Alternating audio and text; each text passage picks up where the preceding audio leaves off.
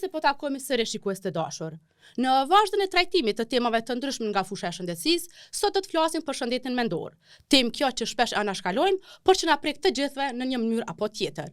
I ftuari ynë sot është neuropsikiatri Samir Rexhepi, me të cilën do të flasim për shëndetin mendor. Të dashur shikues, ju rikujtojmë se podcastin Shëndetin rend parë e mbështet United Hospital. Doktor, faleminderit që je sot me ne për me fol për një temë që ka rëndësi jetike, besoj, shëndeti mendor. Faleminderit për ftesën, faleminderit për hapësirën mediale, cëllën po i kushtoni shëndetit mendor, që mendoj se është një pjesë shumë e rëndësishme e mirëqenies sonë të përgjithshme. Doktor, po e nisi me pyetjen, cilat janë aktualisht sfidat më të mëdha që përballen njerëzit në Kosovë kur bëhet fjalë për shëndetin mendor?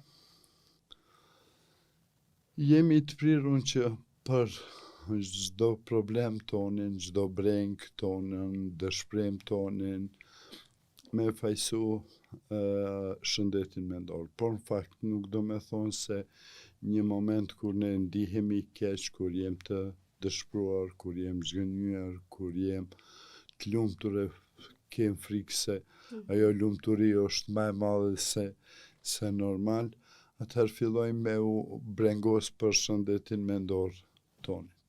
Në fakt nuk ka nevojë që tjetë ndoj brengje madhe, mirë po shumë rëndësi që të kujdesemi edhe çdo ndryshim i cili fillon me zgjat, pak më tepër duhet me na brengos edhe duhet me kërku një mendim profesional, një këshill profesionale.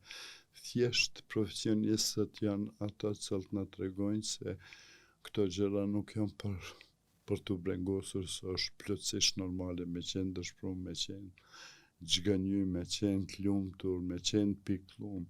Ajo është normale, ajo nuk është rregullim, ajo nuk është smundje. Domethënë të gjitha këto janë pjesë e jetës cilën në një periudhë ose tjetër mund t'i kemi. Po, patjetër, edhe gjatë zhvillimit ton ne kemi edhe pjekurin ton psikologjike, pjekurin ton emocionale, edhe gjatë zhvillimit ne kalojmë në faza të ndryshme që shpesh herë fillojnë me na u friksu. Se me vite ne fillojmë me u pjek, mirë po edhe pritjet e rrethit janë më të mëdha. Aty fillojmë ne me nguru sa do të mundemi me i përmbush kërkesat që vinë, pritjet që tjerë t'i krijojnë prej njeve, edhe kjo fillon me ndiku me rapak vetbesimi jonë, momentet caktuar kur ky vetbesim bjen pak më tepër, fillon me ra edhe vetvlerësimi. Unë këto zakonisht i quaj si kriza zhvillimore. Ta marrim një fëmijë që shkon klasë parë, ai e din se për 3 orë, 4 orë, mësuesja do ta zavenson non. Mirë, po kur shkon aty ballafaqohet edhe me 30 fëmijë tjerë. është mësuar shpe mos me ndonë anën me askend. Nëse e marrin një top, kur e qetë mësusja, atëherë mas ati topi vrapojnë 30 fëmijë, dhe sot e shtëpia ka pas një top veç për vete. Edhe fillimisht kjo është një krizë kur fëmia fillon me i perceptu shokët e shoqet e veta si një rival. Por me kohën fillon me e kuptu se ata janë shok me cilët do të ndaj. Ashtu që kem kriza tilla edhe në adoleshencë, mos andej në adoleshencë. Të pjekur, kur bëhemi burra ose gra të reja, mos andej të pjekur, mandej fillon edhe periudha kur fillojmë me u plak si une, kur fillojmë me ndi vetën ma pak dobishëm për shkak të pensionimit. Gjitha këto janë procese që janë shumë normale dhe nuk janë brengose. Por kohë pas kohe ka nevojë për një mbështetje dhe një përkrahje profesionale që do të na udhëheqë në drejtim se kjo është normal dhe kjo është një kosto që e pagojmë emocionet tona për pjekurin tonë. A mund të përgatitemi doktor paraprakisht të përmende periudhën e pleqërisë, pastaj periudhën kur njeriu bëhet prind dhe janë kërkesa të reja, janë përgjegjësi të reja. A mundemi paraprakisht të përgatitemi në mënyrë që këto procese ose këto zhvillime, këto etapa të reja të jetës t'i kalojmë më lehtë? Thjesht ajo që është shumë me rëndësi është që të ruajmë arsyen tonë. Mos të lejojmë që emocionet tonat në udhëheqin, se gjithmonë kur jem në ndikimin e emocioneve, mundësia për gabime është shumë më e madhe. Ndërsa arsyeja është ajo që na korrigjon dhe na mban neve në një baraz pesh. Ashtu që një përgatitje të veçantë nuk ka. Nuk ka. Thjesht është ndërgjegjësimi jonë se para neve po shtrohen kërkesa të reja dhe duhet me gjetë mënyrën qysh me i menaxhu gjitha ato. Ikja dhe tërheqja është ajo jo unë s'muj, jo unë s'di, ajo që na çon hapa mbrapa dhe ndikon shumë në humbjen e vetbesimit tonë. Se nëse marrim ka shkolla për plot fusha. E grupe të caktuara të cilat mblidhen personat. Nuk ka asnjë shkollë ku mundesh me shku me ndjek një kurs ose një klasë edhe të certifikohesh për prind, apo të certifikohesh për me u bë një burr i mirë, apo të certifikohesh për me u bë një grua e mirë, një nanë e mirë, një nuse e mirë, për shkak se është shumë normal me martesën, ndron ambienti, ndron një kulturë ku ti e mësu ndryshe dush mu adaptua dhe gjitha këto normalisht që shkaktojnë atë pasigurin tonë dhe ndikojnë mjaft shumë në vetbesimin tonë, mirëqenien tonë, shëndetit mendor, masandej shumë shpesh janë problemet pas lindjes, posaçërisht kur nuk je mjaft përgatitur për amësi, për me u bë nanë, gjithmonë ekziston ajo frika, ako me ditë, ako me mujt. Janë përgjegjësi të reja të cilat dojnë kohë. Është normal, duhet vetëm me i marrë si një sfidë e cila po vjen. Jo me e marrë si një diçka, një katastrofë, një problem shumë i madh i cili është i pa menaxhueshëm, por është një sfidë e cila qëndron para neve edhe që do ta tejkalojmë. Me dashuri e përkushtim e durim. Durimi është qelsi. Doktore, nisëm bisedën me sfidat për shëndetin mendor. Sa ka ndiku lufta që të kemi probleme të shëndetit mendor? Ose a ka ndiku lufta që të kemi probleme të shfaqura më shumë? Po, ka ndiku në mas të madhe. Për fat tonin lufta ka qenë e shkurtë. Bilim për një pjesë Kosovës shumë më e shkurtë se për një pjesë tjetër e cila ka psu më shumë shkatrime dhe masakra të ndryshme, humbje të njerëzve.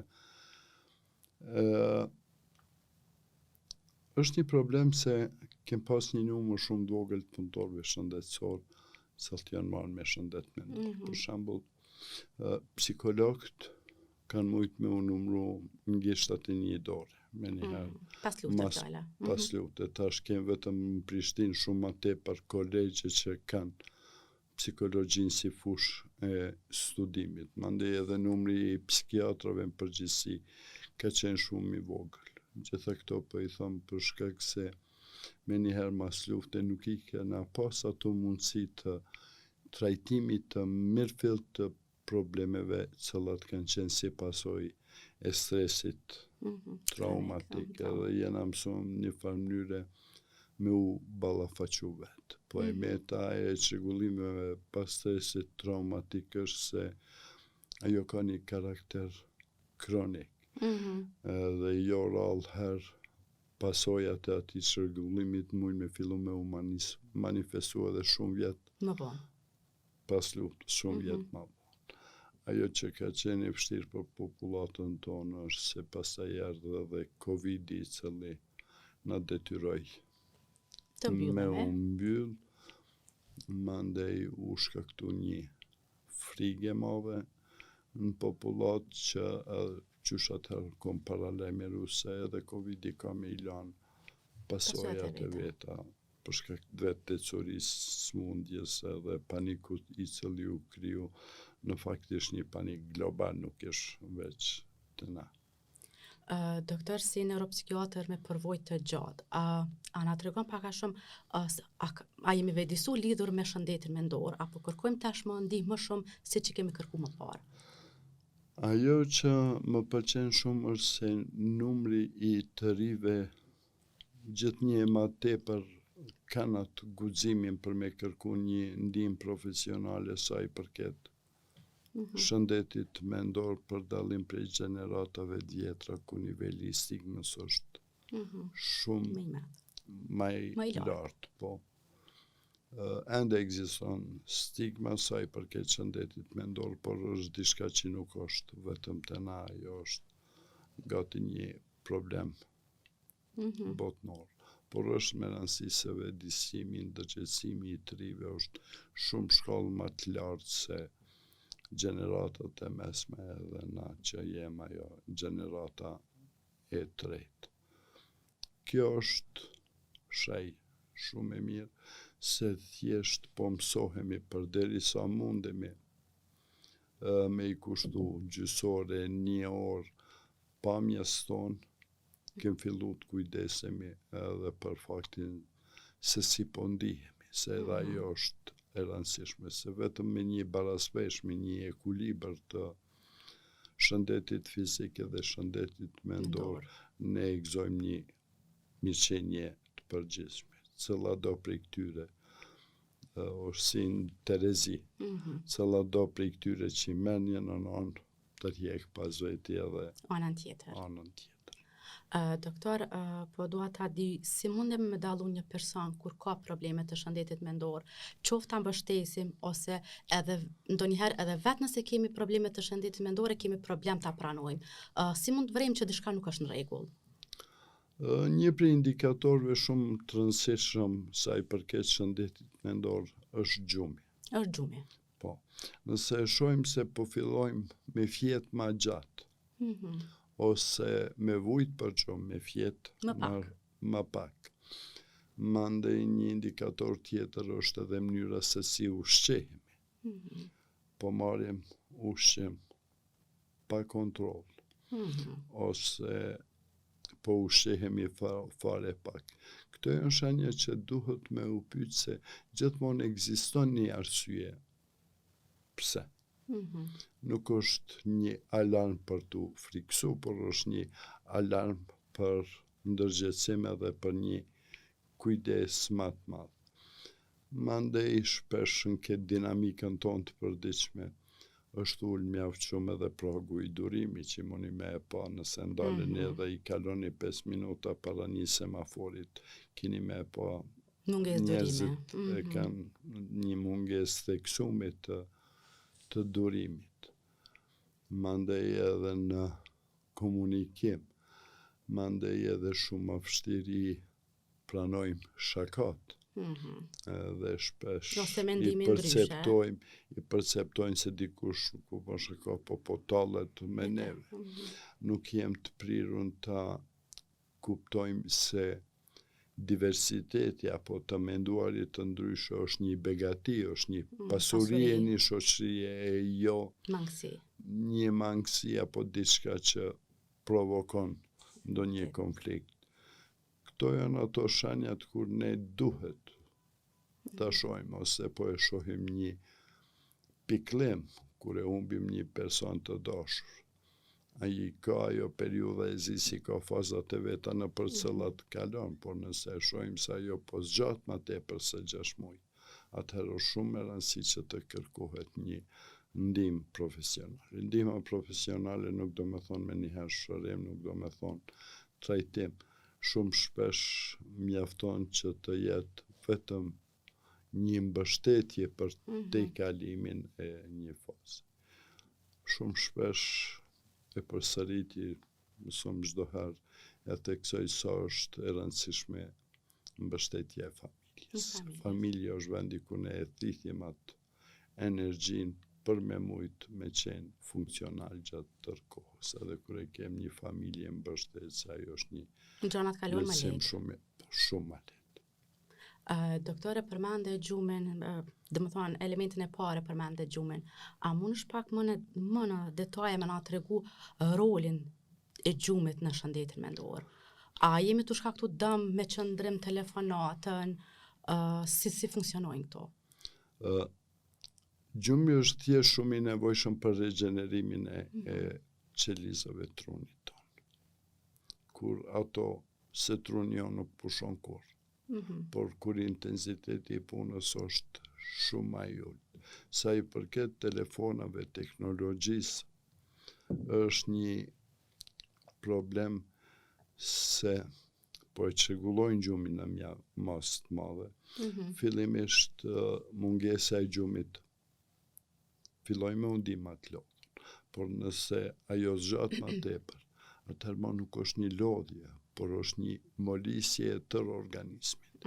Edhe thjesht nuk po i lojmë pjesës së organizmit të regeneroj vetën edhe t'i kry gjitha funksionet për me pas një shëndet. Ashtu që me çrregullimin e gjumit, qoftë që e provokojmë me teknologji apo për ndonjë problem tjetër, atëherë fillon i gjithë metabolizmi me undru. Fillon me undru edhe bioritmi i jonë.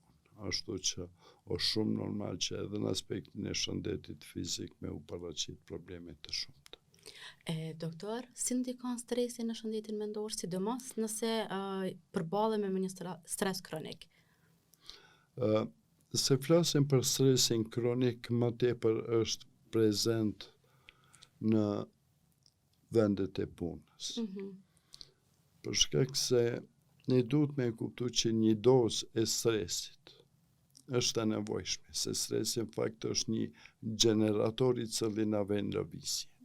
E marrim ankthi. Ankthi është diçka që na bën të jem të kujdesshëm në veprimet tona. Mirë, po në momentin kur intensiteti i stresit është më i madh edhe fillon me pengu në funksionimin tonë të përditshëm, atëherë duhet me kërku një ndihmë profesionale, që mos i lejojmë që ajo ta merr një karakter kronik. Për shembull, të djegja profesionale, të mbingarkesat, të personat që janë vazhdimisht në presion të kohës, presion të prorëve, punëve të përditshme, ajo fillon me marrë një karakter kronik edhe e quajmë si shtjerje profesionale, e cila fillon me u manifestu me shenjat e depresionit edhe shpesh përzihen edhe në trajtim.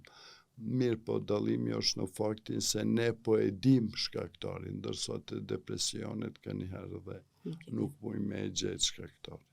A mendon, doktor, se aktualisht njerëzit po vuajnë emocionalisht më shumë se që kemi vuajtur, domethënë, ndoshta dekada më parë? Kjo është pjesa e ndërgjetësimit tonë, vetdijes tonë, nivelit të ngritur të edukimit shëndetësor sa i përket psikoedukimit, se dhe përpara njerëzit kanë pas brenka, po mënyra e menaxhimit ka qenë krejt tjetër, mandej mos harrojmë se jeta është shumë ma dinamike. Edhe ne jem vetëm 25 vjet pas luftës kur ka ndru mënyra e punës tonë.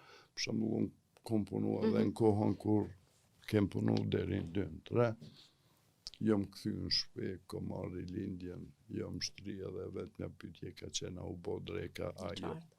Ndërsa tani në këtë dinamikë orari i punës është shumë më i gjatun. Kjo po na kushton edhe me faktin se shumë ma pak kem fillu me u socializu, shumë ma pak jem me njerëzit tjerë, shumë ma pak kalojmë kohë kvalitative në kuptimin e ndërveprimit me njerëzit tjerë që ka për pasoj këtë tërheqjen edhe pak a shumë mbylljen tonë. Kretë kjo është një pasoje, një tempoje, ashtu që edhe niveli i stresit është shumë normal me qenë ma i lartë se që ka qenë.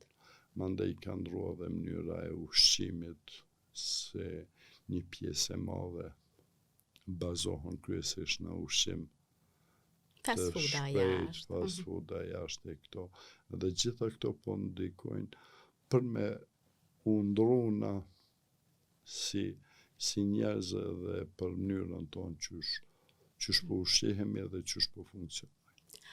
Doktor, po du pak një pjesë edhe t'ja kushtojmë lumturisë. A është lumturia subjektive apo janë elemente të cilat e ndërthuren? Lumturia është shumë personale.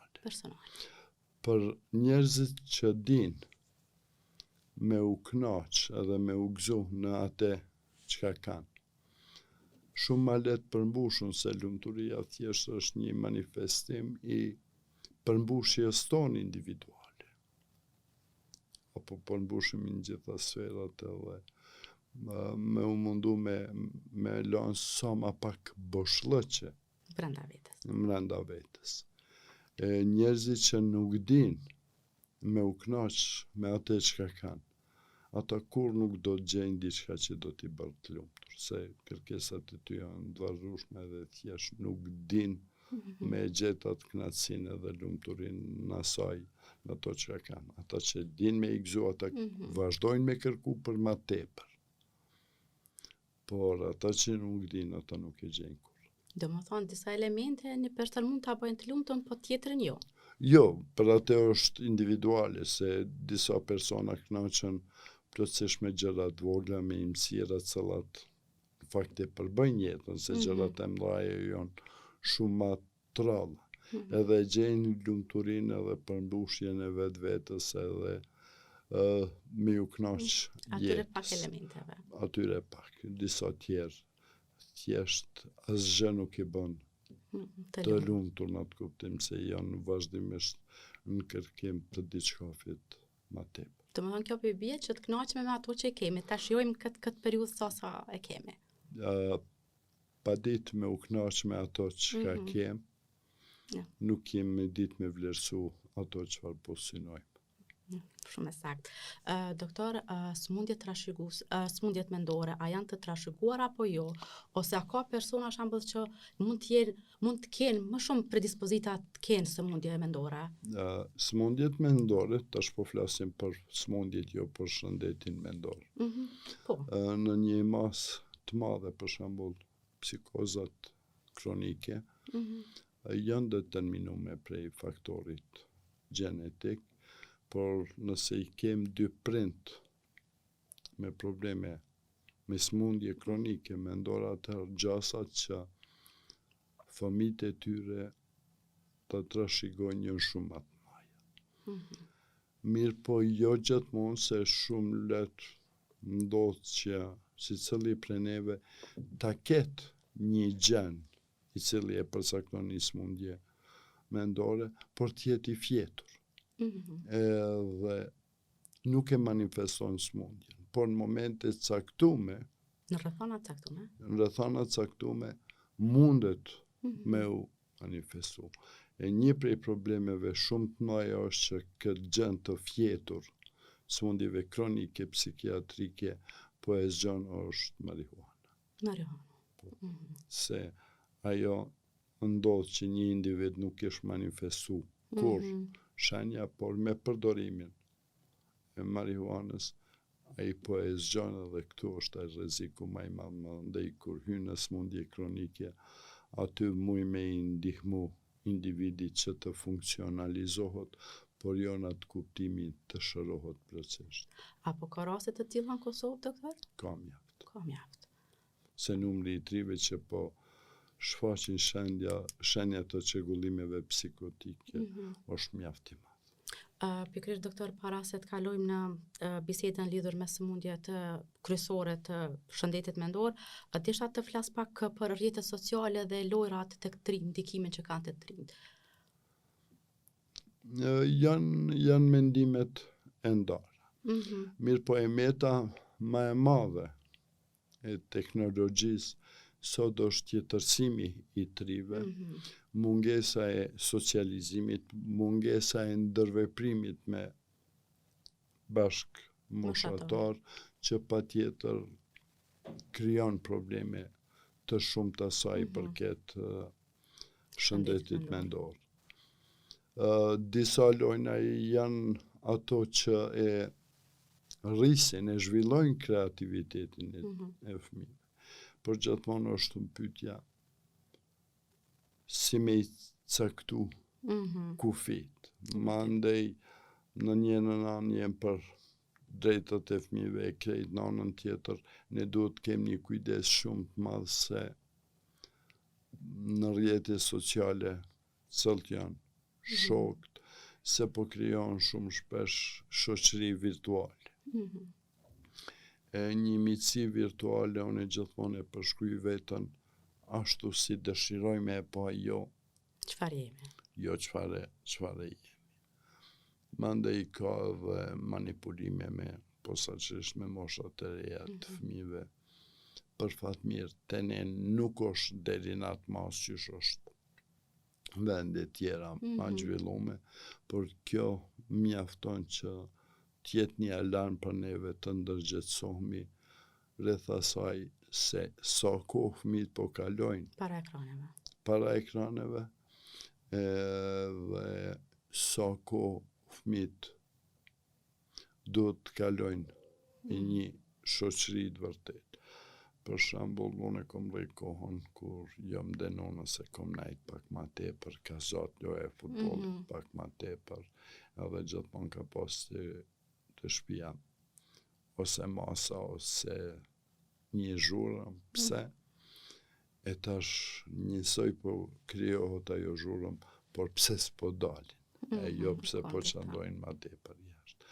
Kjo duhet një me pas një baraspesh edhe me qenë arsyeja ajo që na udhëheq edhe me qenë shumë të kujdesshëm se me çfarë shoqëri apo çfarë lojrash po luajmë, për shkak se jo rrallë herë numri i lojrave me luftë është shumë i madh që po e rrit agresivitetin. Shkon të ardhon, a ndikon sjelljen pastaj të fëmijëve? Po, se agresiviteti është më i rritur, mandej jo rrallë herë. Ata fëmijë fillojnë t'i imitojnë ata herojt e tyre të atyre lojrave. Doktor, një pjesë të podcastit ishte mja kushtu edhe sëmundjeve të shëndetit mendor. Po e nisi me depresionin, doktor, cilat janë ato simptomat që na tregojnë që mund të jemi në depresion dhe si trajtohet? Kem një palet apo një spektër të ilaçeve antidepresive mjaft madhe sa i përket pjesës terapeutike apo ilaçeve. Mirë po ne jo rrallë herë e përzim edhe çdo pa disponim tonë një prirur me qujt depresion. Në fakt, depresioni është një humbje e plot e vullnetit për me u marrë mas pari me vetë-vetën, mandej një painteresim i plot për njerëzit për rreth. Ajo mund me arë si një zhvillimi një problemi me shëndetit mendor, i cili ka qenë shumë ma i gjatë dhe kronike dhe nuk ja kemu veshin apo nuk ja kem fillu me u marrë me atë problem ashtu që i zhvellohet dhe shkalla e depresionit është shumë ma e lartë. Mirë po e kem edhe depresionin, e thonë kushtimisht i mbrëmshëm, i cili është indikum shumë prej faktorëve gjenetik, po flasim për një smundje kur gjumi është në dy ekstreme, ose pa gjumësi, ose një gjumë i theksum, në fakt kur në gjumë ikim prej vetës edhe ballafaqimit me ato çka na rrethon, është njësoj ushqimi, ose lihet plotësisht,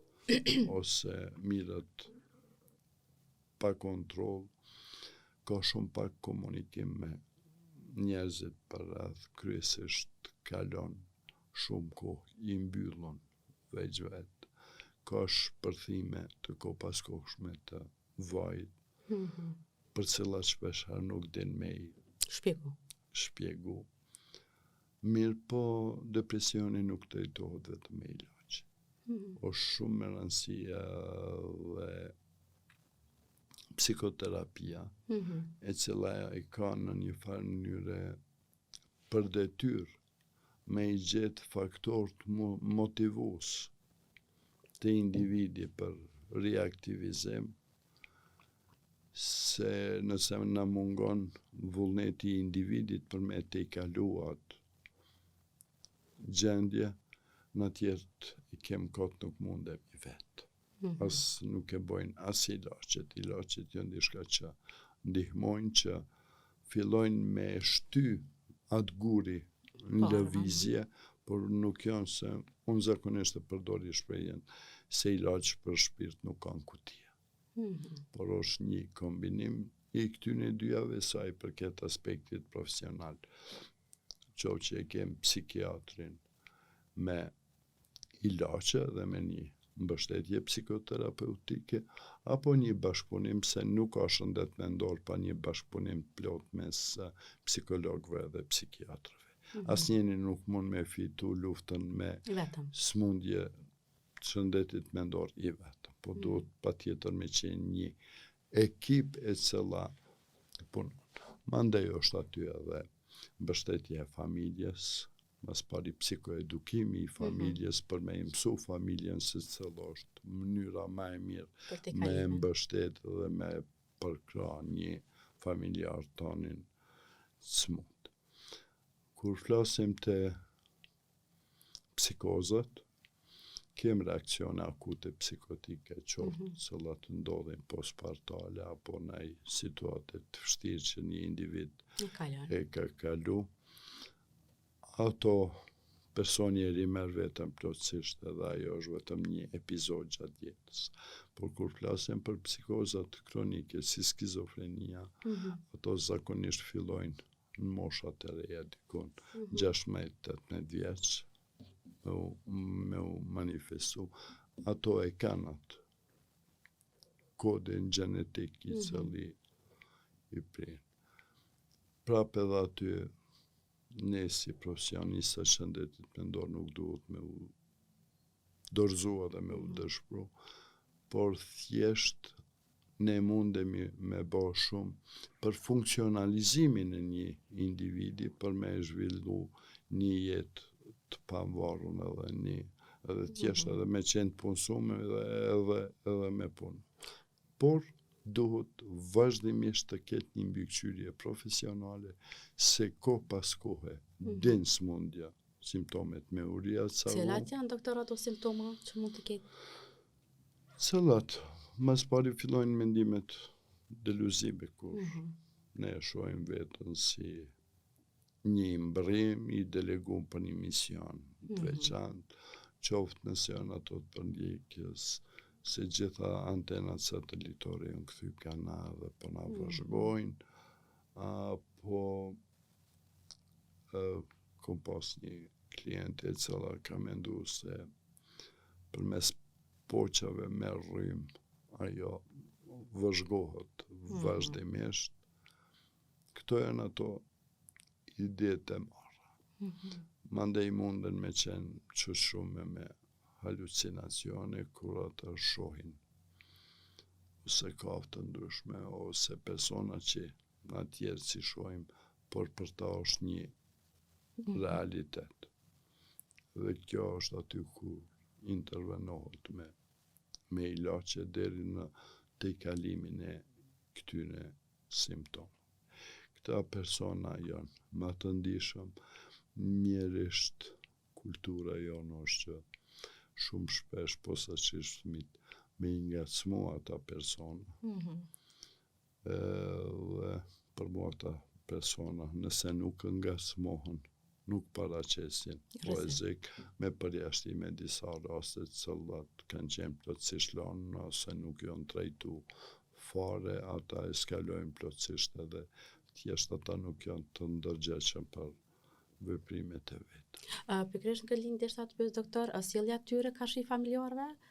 A është problematike ose çka mund të bëjë një familje që të menaxhojë me një person ose antar të familjes që vuan nga një problem i tillë? Zakonisht unë e kërkoj një trekansh ku punëtori shëndetësor, familjari e kanë një aleancë me të njëjtin për një qëllim të vetëm me ndihmu një person në nevojë. edhe aty patjetër është një bashkëpunim i profesionistëve shëndetësor me familjar. Ato që ka duhet me përmend zakonisht kur fillon acarimi i këtyne personave, fillon një mosbesim ose një urrejtje me personat ma dashur që ka. Qoftë që është nana, është baba, është vllau, është gruaja, ka njëherë edhe fëmijët. Edhe ata të ankohen janë të kujdesshëm se jo, kush ma qiti këtu më ka qitë diçka. Përse ato nuk jo mjethari asaj mja dhonë terapin më sheftas, për shkak se në momentin që e zën humbët besimi në krejtë dhe mandej veç e përforcon atë bindjen e tij se aty ka diçka.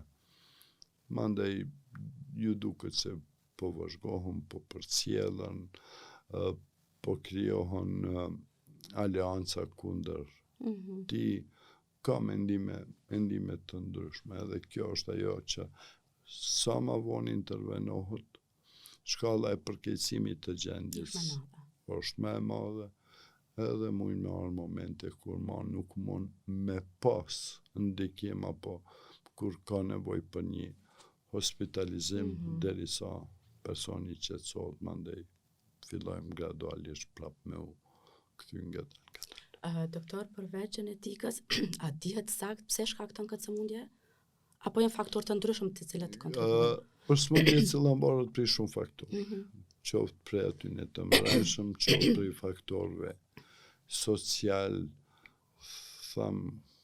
trashëgues, nuk mundemi me marrë me thonë se që ky është arsyeja.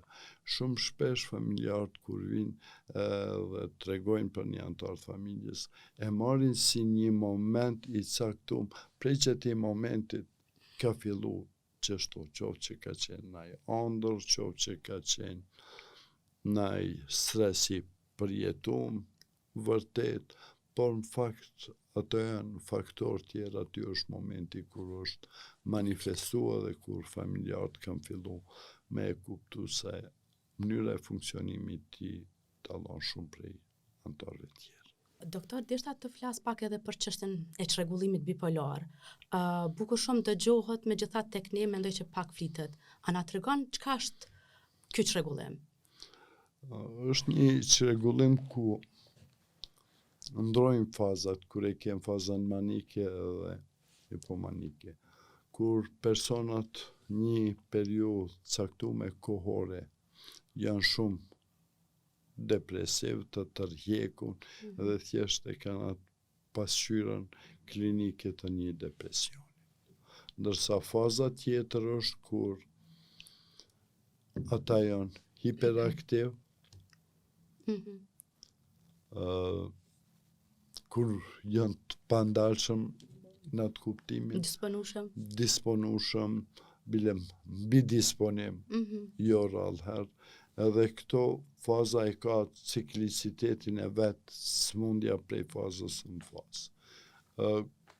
Ta persona thjesht janë më të menaxhueshëm se nëse flasim për një skizofreni kronike. Mirë po është shumë e rëndësishme dhe njerëzit përreth, veçanërisht familja, ta kuptojë edhe ti sheh momentet kur rëndrojnë, për shkak se edhe vetë terapia duhet me qenë miu përshtat në cëllën fazë janë. Sa zgjasin këto faza, doktor, edhe si ta dim që një person po kalon fazën depresive? Janë shumë individuale. Fillon me tërheqje, shumë ma pak komunikon, shumë ma pak del, edhe me vetë familjarët janë ma tërhjekun, flasin vetëm nëse pyeten për diçka, por nuk kanë iniciativë. Ndërsa fazën manike, ata thjesht është vështirë me i ndalë. Janë të pandalshëm. Doktora, ka raste në Kosovë këtë çrregullime bipolare? Po. Ka. Sa flasin për këtë ne, apo a ka hezitime që të pranohet një çrregullim i tillë? Nuk ka hezitime, plot kolegët minë në për media kur flasin edhe për këtë çrregullim. nuk ka hezitime, nuk është diçka se jem më ndryshe se pjesa tjetër e botës, apo kem ma tepër se pjesa tjetër e botës. Edhe një pjesë e madhe e kolegëve të mi kanë folë për të. Po, unë e parimisht më shumë jam i prirur me folë për shëndetin mendor se për smundjen. Doktor, jemi në fund të emisionit, nëse keni diçka për fund, këshilla për shikuesit dhe lexuesit tonë. Si ta arrim një mirëqenie, një shëndet mendor të mirë. Thjesht du të krijojmë një balaspesh për mirëqenien tonë mes shëndetit fizik edhe shëndetit mendor. Nëse e marrim tash e zbërthejmë shëndetin mendor, ne duhet të kemi një balaspesh me vetë. Në momentin kur jem mirë me vetën, i besojmë vetës, atëherë nuk kem problem me tjerë për rreth edhe nuk kem problem me ju besu tjerë. Në momentin kur ma pak e vlerësojmë vetën, atëherë është shumë normale që tjerë kanë me na vlerësu edhe ma pak. Edhe mirëqenia e shëndetit mendor është mirëqenia me vetën. Ashtu që të flasësh me vetën është shumë e rëndësishme. Por më e rëndësishme se ajo është që të mësohemi të ndëgjojmë vetën. Nuk është vetëm na me i tregu vetës se çka me bo, si me u sjell, si me vepru. Por kem nevojë edhe me ndëgju. Çka po dojmë, pse, kur, si. Edhe aty mund me pas kërkesat cilat janë të paralizueshme ose diçka, po gjithmonë është arsyeja ajo e cila thot këtu ki drejt, këtu s'kem pare, këtu s'kem kohë, arsyeja është ajo që ka me definu, por është shumë e rëndësishme me mësu me ndëgju vetë. Doktor, faleminderit shumë për këtë bisedë dhe kohën. Ishte kënaqësi, faleminderit për hapësirën mediale për shëndet mendor që është vërtet shumë e rëndësishme. Faleminderit shumë. Ishte kënaqësi. Të dashur shikues, ky është podcasti për sot. Ju rikujtojmë se podcasti Shëndetin Rend Parë mbështetet nga United Hospital.